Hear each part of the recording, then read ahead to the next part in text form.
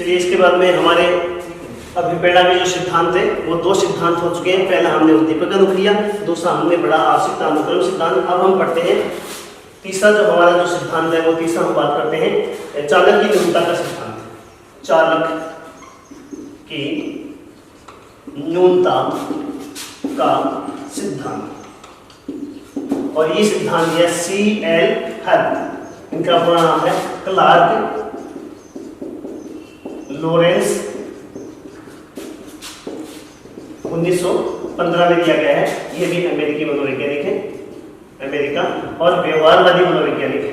जैसे हम पहले भी बात कर चुके हैं, थॉर्नडाइक है वो व्यवहारवादी मनोवैज्ञानिक है, इसी प्रकार क्लार्क लोरेंस हल भी व्यवहारवादी मनोवैज्ञानिक है। देखिए पिछला जो हमने देखा था, पहला सिद्धांत हमने देखा था उद्दीपक अनुक्रिया सिद्धांत। उद्दीपक अनुक्रिया सिद्धांत, एक बार फिर से इसके ऊपर लौट के आते हैं। उद्दीपक क्या होता है? उद्दीपक वह तत्व होता है जो प्राणी को क्रिया करने के लिए प्रेरित करता है, वह तत्व उद्दीपक कहलाता है। उद्दीपक का मतलब अर्थ मैं कई बार बता चुका हूं, इसको अच्छे से ध्यान से समझ लीजिए। उद्दीपक वह तत्व है जो प्राणी को क्रिया करने के लिए प्रेरित करता है। और हमारा मोटिवेशन जो है अभिप्रेरणा है। अभिप्रेरणा का उद्देश्य भी क्या है कि प्राणी क्रियाशील होना चाहिए, प्राणी कार्य करना चाहिए, यानी प्राणी को क्रिया करने के लिए प्रेरित करना ही अभिप्रेरणा का उद्देश्य होता है। तो उद्दीपक क्या हो गया? एक प्रकार से अभिप्रेरणा होगी। और उसके बाद में अनुक्रिया क्या होगी? प्राणी द्वारा जो क्रिया की जाएगी वो क्या होगी? अनुक्रिया होगी। अब देखिए क्लार्क लोरेंस हल जो है वो व्यवहारवादी मनोवैज्ञानिक है, और व्यवहारवादी मनोवैज्ञानिक है वो स्किनर और थॉर्नडाइक के सिद्धांतों के ऊपर आगे बढ़ते हैं। तो इन्होंने अपने सिद्धांत में कुछ भी नया नहीं किया, सिर्फ इन्होंने क्या किया कि उद्दीपक होता है, उद्दीपक के बाद में अनुक्रिया होती है। इस उद्दीपक के साथ साथ इन्होंने आवश्यकता शब्द को जोड़ दिया, आवश्यकता शब्द को जोड़ दिया। यानी क्लार्क लोरेंस हल ने थॉर्नडाइक के सिद्धांत में आवश्यकता शब्द को जोड़कर अपने सिद्धांत का प्रतिपादन कर दिया। हम बात करते हैं कि एक प्राणी है, एक कुत्ता अथवा एक बिल्ली है, ठीक है, उसको उद्दीपक के रूप में हम जो है उसको भोजन उसके सामने रखते हैं। भोजन जो है, भोजन क्या हो गया? उद्दीपक हो गया। और भोजन प्राप्त करने के लिए कुत्ते या बिल्ली द्वारा जो क्रिया की जाएगी वो क्या कहलाएगी? अनुक्रिया कहलाएगी। लेकिन अगर हम मान सकते हैं कि यदि वो कुत्ता या बिल्ली भोजन पहले कर चुका है तो क्या वो भोजन को देखकर प्रेरित होगा? नहीं, बिल्कुल नहीं होगा। यदि उसका पेट भरा हुआ है, भोजन पहले कर चुका है, तो निश्चित रूप से वो भोजन को देखकर प्रेरित नहीं होगा। यहाँ पे उद्दीपक है और उद्दीपक के बाद में अनुक्रिया है, लेकिन फिर भी प्राणी क्रियाशील नहीं होता है, क्रिया नहीं करता है। तो ऐसी स्थिति में क्लार्क लोरेंस हल ने कहा कि यदि आवश्यकता है, प्राणी को आवश्यकता होगी, तो वो निश्चित रूप से क्या करेगा? अनुक्रिया करेगा, और अनुक्रिया करेगा तो वो अपने लक्ष्य को प्राप्त करेगा। तो यहाँ पे उद्दीपक से पहले आवश्यकता होना अति आवश्यक है, तो आवश्यकता शब्द को जोड़कर उन्होंने अपने सिद्धांत का प्रतिपादन किया। यहाँ पे हम बात करते हैं चालक। चालक क्या होता है? हम पहले भी बात कर चुके हैं अभिप्रेरणा के सोपान की, जब हमने बात की थी सबसे पहले हमने बात की थी अभिप्रेरणा के सोपान में सबसे पहले होता है आवश्यकता, दूसरा होता है चालक, अंतर्बोध या परबोध या ड्राइव बोल सकते हैं, तीसरा हमने उसका जो पद देखा था वो देखा था इंसेंटिव या प्रोत्साहन। अभिप्रेरणा के 3 सोपान होते हैं, 3 चरण होते हैं, 3 मुख्य तत्व होते हैं, एन, नीड, डी ड्राइव और आई इंसेंटिव, और इन तीनों से मिलकर मोटिवेशन बनता है, अभिप्रेरणा का सिद्धांत बनता है, अभिप्रेरणा का निर्माण होता है। तो यहाँ पर देखिए चालक की न्यूनता, चालक की न्यूनता का मतलब क्या हो गया? यानी चालक की न्यूनता होगी, चालक की कोई कमी होगी। हमारे शरीर में किसी चीज के, किसी तत्व की क्या हो जाती है? कोई कमी हो जाती है, और उस कमी को पूरा करने के लिए प्राणी क्या होता है? क्रियाशील होता है। उस आवश्यकता की पूर्ति के लिए प्राणी क्या होता है? क्रियाशील होता है। यही कहलाता है चालक की न्यूनता का सिद्धांत, जो क्लार्क लोरेंस हल ने 1915 में प्रतिपादित किया था। ये कहलाता है चालक की न्यूनता का सिद्धांत। इसी के साथ साथ हम एक चौथा सिद्धांत पढ़ते हैं, उपलब्धि अभिप्रेरणा। उपलब्धि अभिप्रेरणा, चौथा एक सिद्धांत हम पढ़ते हैं, उपलब्धि अभिप्रेरणा। ये सिद्धांत दिया डेविड मैक्लीलैंड ने। डेविड मैक्लीलैंड, उपलब्धि अभिप्रेरणा का जो सिद्धांत दिया वो डेविड मैक्लीलैंड ने दिया। डेविड मैक्लीलैंड का मानना है कि मनुष्य द्वारा या प्राणी द्वारा प्राप्त की गई उपलब्धि उसके लिए हमेशा अभिप्रेरणा का कार्य करती है, मोटिवेशन का कार्य करती है। मैं कोई एग्जाम देता हूँ, कोई परीक्षा देता हूँ, मैं 3rd ग्रेड की परीक्षा देता हूँ, और जैसे ही मैं 3rd ग्रेड की परीक्षा देता हूँ, उस 3rd ग्रेड की परीक्षा में अगर मैं पास हो जाता हूँ, उसको क्लियर कर लेता हूँ, तो आगे आने वाली 2nd ग्रेड के एग्जाम के लिए, वो 3rd ग्रेड वाली एग्जाम मेरे लिए क्या बनेगी? अभिप्रेरणा का कार्य करेगी। मैं सोचूंगा मैं 3rd ग्रेड की परीक्षा पास कर लिए, तो निश्चित रूप से मैं 2nd ग्रेड की परीक्षा पास कर सकता हूँ। तो व्यक्ति द्वारा या प्राणी द्वारा जो भी उपलब्धि प्राप्त की जाती है वो उसके लिए निश्चित रूप से किसका काम करेगी, अभिप्रेरणा कार्य करती है। एक जीव जंतु के रूप में या एक कुत्ते या बिल्ली के रूप में उसका एग्जाम्पल हम ले सकते हैं। एक कुत्ता होता है, एक बिल्ली होता है, बड़ी मेहनत करके एक दिन एक कहीं से एक रोटी प्राप्त कर लेता है, अपना भोजन प्राप्त कर लेता है। ये प्राप्त भोजन अगले दिन के लिए किसका कार्य करेगी, अभिप्रेरणा कार्य करेगी, मोटिवेशन का कार्य करेगी। अगले दिन उसी प्रकार से वो जो है अपना चीजें प्राप्त करने के लिए आ जाता है। जैसे हम एग्जाम्पल की बात करते हैं, अपनी छत के ऊपर हमने एक दिन कोई मोर आता है, उस मोर को हम थोड़े से दाने डाल देते हैं, अनाज डाल देते हैं, अगले दिन मोर उसी वक्त उसी समय निश्चित टाइम पे अपने वहां पर छत पे पहुंच जाता है। तो वहां पर मोर क्यों आता है, उपलब्धि प्राप्त है, उसको भोजन प्राप्त हुआ, उसने अचीवमेंट किया है, उस अचीवमेंट के रूप में उसके लिए अगला जो काम है वो उसके लिए अभिप्रेरणा बन जाता है। ये कहलाता उपलब्धि अभिप्रेरणा सिद्धांत जो डेविड मैकक्लेलन ने दिया है। अब तक हम अभिप्रेरणा के 4 सिद्धांत पढ़ चुके हैं। नंबर 1 उद्दीपक अनुक्रिया सिद्धांत थार्नडाइक द्वारा दिया गया 1913 में। उद्दीपक जो है वो हमेशा अभिप्रेरणा का कार्य करता है। दूसरा सिद्धांत हमने पढ़ा आवश्यकता अनुक्रम सिद्धांत, अब्राहम मैस्लो का 1954 में इन्होंने दिया था। आवश्यकताओं का एक निश्चित क्रम होता है, उसी क्रम के अनुसार मनुष्य अपनी आवश्यकताओं की पूर्ति के लिए अभिप्रेरणा के रूप में ये सारी चीजें कार्य करती हैं। इसके बाद में तीसरा जो सिद्धांत हमने पढ़ा वो पढ़ा था चालक की न्यूनता का सिद्धांत। चालक की हमारे शरीर में कमी हो जाती है, इस न्यूनता की कमी जो है, एक न्यूनता जो है इसको पूरा करने के लिए प्राणी क्या करता है, कार्य करता है। लेकिन इस कमी को जो हम किसके रूप में देखते हैं, आवश्यकता के रूप में देखते हैं। आवश्यकता सबसे बड़ा जो है अभिप्रेरणा मानी जाती है। इसके बाद में चौथा सिद्धांत हमने पढ़ा उपलब्धि अभिप्रेरणा सिद्धांत डेविड मैकक्लेलन द्वारा दिया गया। इनका मानना है कि व्यक्ति के लिए उपलब्धि सबसे बड़ा अचीवमेंट होती है, सबसे बड़ी अभिप्रेरणा मानी जाती है। एक बार आप इसका स्क्रीनशॉट लीजिए, इसके बाद में हम आगे बढ़ते हैं। अगला जो सिद्धांत है, 4 सिद्धांत हम पढ़ चुके। अब हम बात करते हैं 5वां सिद्धांत का, मूल प्रवृत्ति का सिद्धांत। और मूल प्रवृत्ति का सिद्धांत जो दिया वो विलियम मैकडूगल का दिया हुआ। देखिए विलियम मैकडूगल का जो मनोविज्ञान में जो योगदान माना जाता है वो मूल प्रवृत्ति के रूप में माना जाता है। मूल प्रवृत्ति के लिए विलियम मैकडूगल का जो मनोविज्ञान में योगदान माना जाता है वो केवल और केवल मूल प्रवृत्ति के रूप में माना जाता है। वैसे तो ये चेतनावादी मनोवैज्ञानिक है, चेतनावादी मनोवैज्ञानिक माने जाते हैं, और वैसे इनका योगदान जो व्यवहारवादी मनोवैज्ञानिकों में भी माना जाता है। व्यवहार शब्द का सबसे पहले प्रयोग 1905 में विलियम मैकडूगल द्वारा किया गया था। व्यवहारवाद का जो जनक माना जाता है वो वाटसन को माना जाता है, और व्यवहारवाद में सर्वाधिक कार्य करने का जो श्रेय दिया जाता है वो स्किनर को दिया जाता है। तो मूल प्रवृत्ति का सिद्धांत देखिए, मूल प्रवृत्ति क्या होती है, सबसे पहली चीज तो ये है कि मूल प्रवृत्ति क्या होती है। मूल प्रवृत्ति वो चीज होती है जिनको बच्चा साथ में लेकर पैदा होता है, जैसे भूख है, प्यास है, काम है, निंदा, आराम है, नींद है, ये सारी क्या है, मूल प्रवृत्ति है। और केवल विलियम मैकडूगल का मानना है केवल और केवल मूल प्रवृत्तियों के लिए ही व्यक्ति अपनी सारी क्रियाएं करता है, सभी कार्य करता है। मूल प्रवृत्तियों की पूर्ति के लिए व्यक्ति सारी की सारी क्रियाएं करता है, और ये सभी मूल प्रवृत्तियां व्यक्ति के लिए किसका कार्य करती है, अभिप्रेरणा कार्य करती है, मोटिवेशन का कार्य करती है। विलियम मैकडूगल चेतनावादी मनोवैज्ञानिक है। विलियम मैकडूगल ने 2 प्रकार की प्रवृत्तियां बताई हैं। प्रवृत्तियां जो बताई वो कितने प्रकार की बताई है, 2 प्रकार की।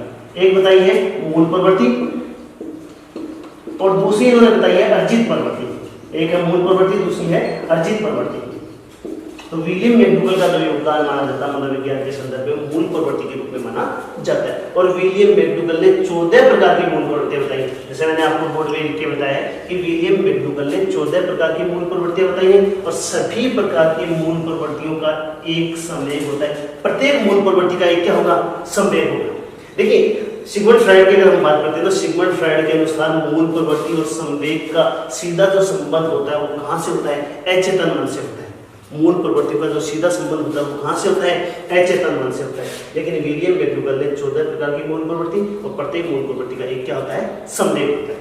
देखिए पहली मूल प्रवृत्ति उन्होंने बताई है प्लायन। और प्लायन व्यक्ति क्यों करता है, जब उसको भय लगता है, जब उसको डर लगता है। यानी मूल प्रवृत्ति और प्रत्येक मूल प्रवृत्ति का एक संवेग। परीक्षा में सीधा प्रश्न पूछा जाता है कि प्लायन नामक मूल प्रवृत्ति का संवेग क्या होगा, या फिर भय नामक संवेग की मूल प्रवृत्ति क्या होगी। तो सबसे पहले हम बात करते हैं प्लायन, और प्लायन का जो संवेग है वो क्या होगा, डर अथवा भय।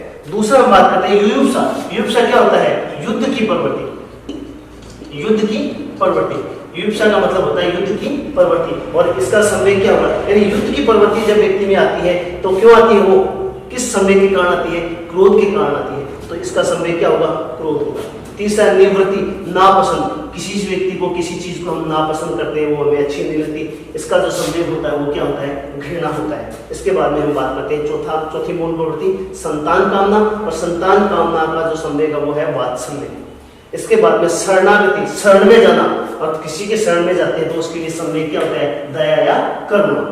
इसके बाद में छठा हम बात करते हैं जिज्ञासा या जिज्ञासा की प्रवृत्ति। और जिज्ञासा की प्रवृत्ति कब होती है, जब हमें कोई आश्चर्य होता है, किसी भी चीज को देखकर या किसी भी चीज के बारे में सुनकर हम क्या करते हैं, आश्चर्य करते हैं। तो इसका मतलब क्या है कि हम उस चीज के बारे में जानना चाहते हैं, उस चीज के बारे में ज्ञान प्राप्त करना चाहते हैं। तो जिज्ञासा की जो प्रवृत्ति है, मूल प्रवृत्ति है, इसका संवेग क्या होगा, आश्चर्य होगा। इसके बाद में हम बात करते हैं काम प्रवृत्ति।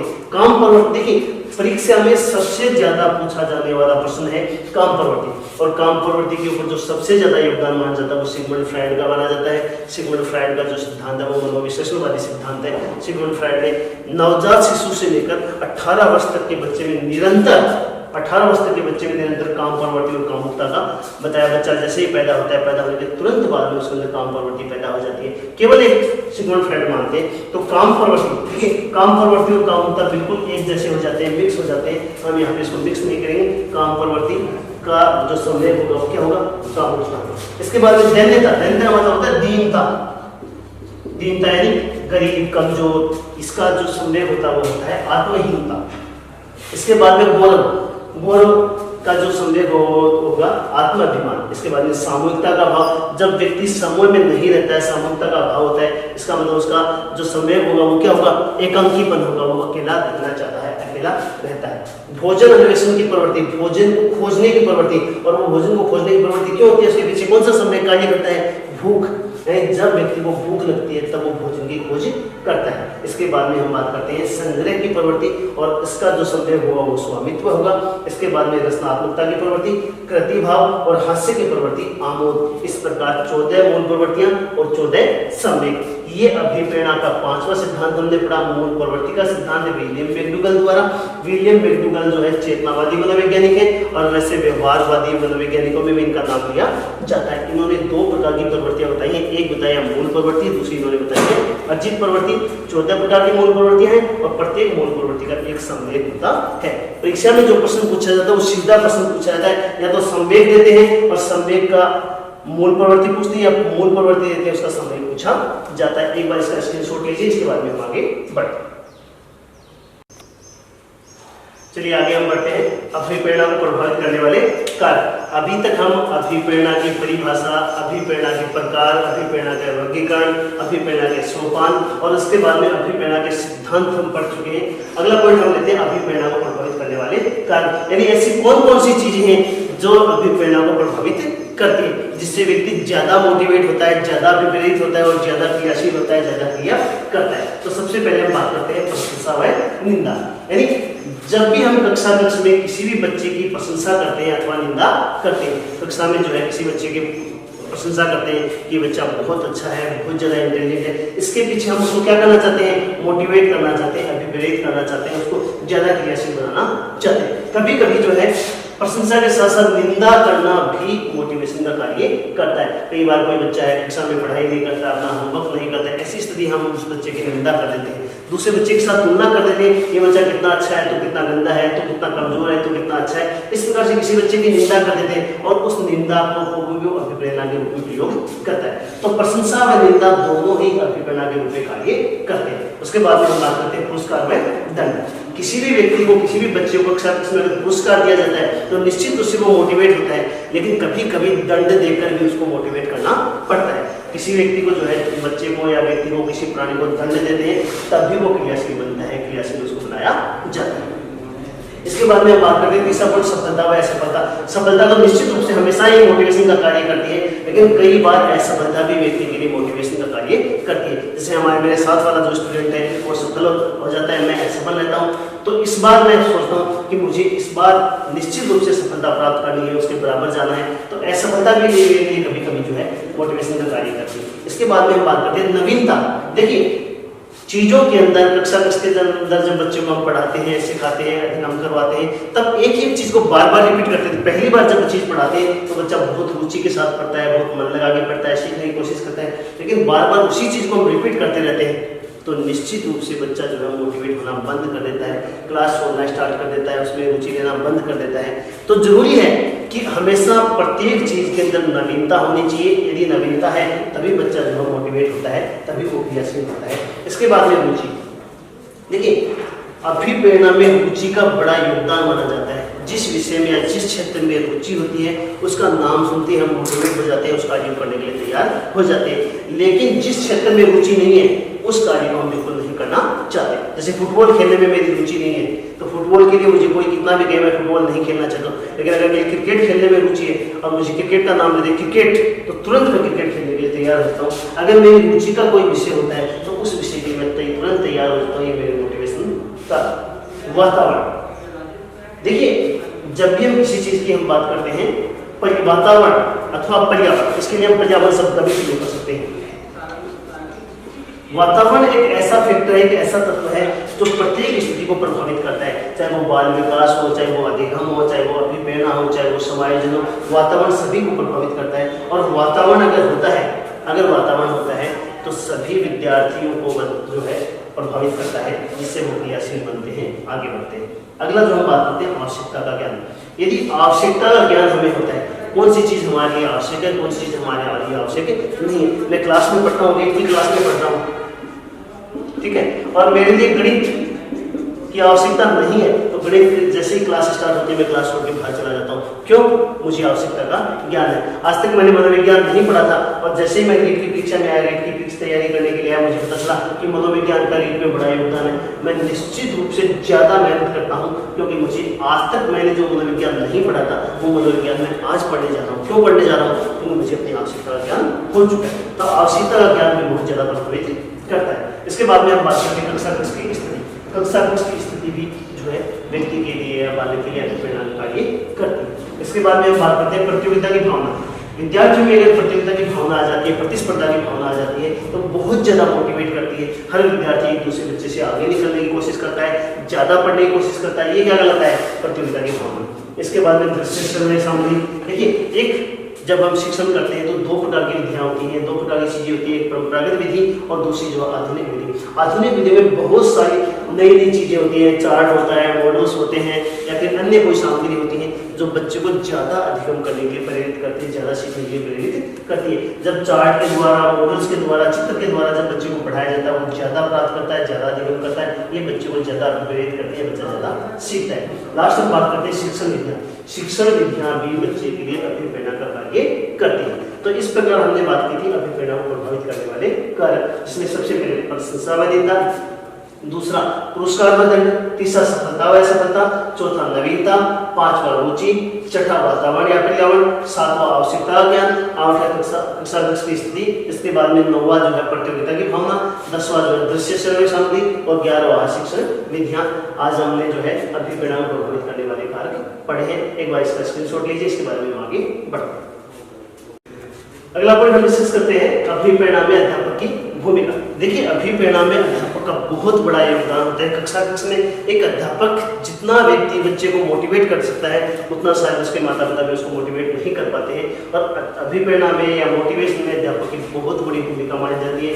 देखिए व्यवहार में परिवर्तन, जब भी बच्चा अधिगम करता है, अधिगम का उद्देश्य क्या होता है? व्यवहार में परिवर्तन। अब व्यवहार में परिवर्तन कब होता है?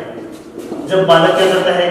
क्रिया करता है, क्रिया करता है। देखिए अधिगम करना, कक्षा कक्ष में एक विद्यार्थी, एक बच्चा है, क्या करता है? अधिगम करता है, और अधिगम करता है तो उसके व्यवहार में परिवर्तन होता है। और व्यवहार में परिवर्तन कब होता है? जब वो क्रिया करता है। और विद्यार्थी क्रिया कब करेगा?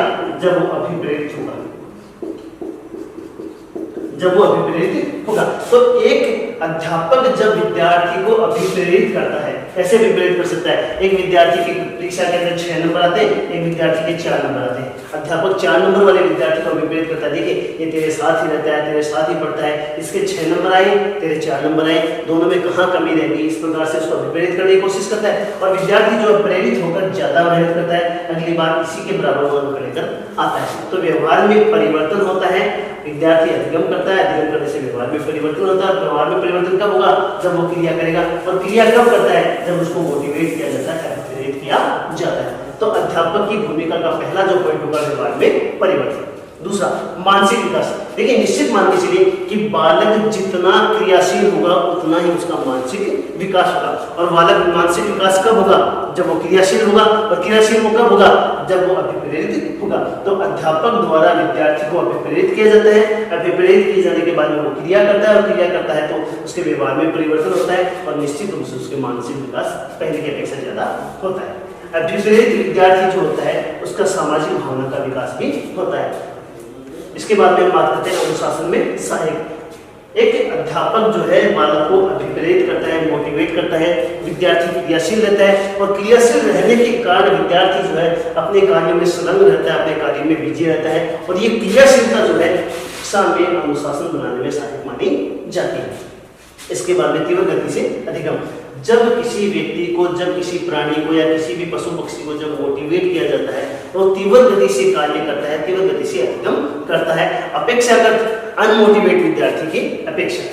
अगला हम बात करते हैं व्यक्तिगत विभिन्नताओं के आधार पर शिक्षण। देखिए शिक्षण में बहुत बड़ा योगदान माना जाता है कि जब भी विद्यार्थी को पढ़ाया जाता है, शिक्षण करवाया जाता है, तो यहाँ पर व्यक्तिगत विभिन्नताओं का बहुत ध्यान रखा जाता है।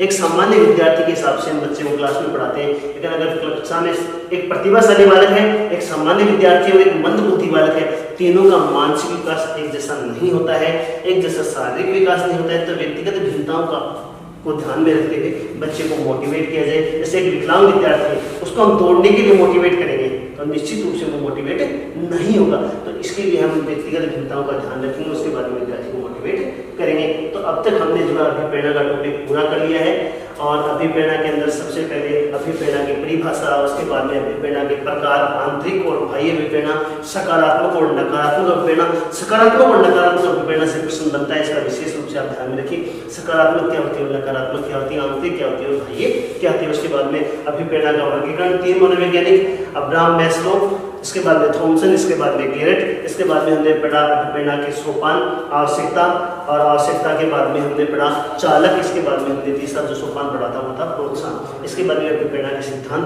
पहला सिद्धांत हमने देखा था। इसके बाद में अभिप्रेरणा के सिद्धांतों के बाद में अभिप्रेरणा को प्रभावित करने वाले कारक, और लास्ट पॉइंट हमने पढ़ा अभिप्रेरणा में अध्यापक की भूमिका। आज के लिए इतना ही, धन्यवाद।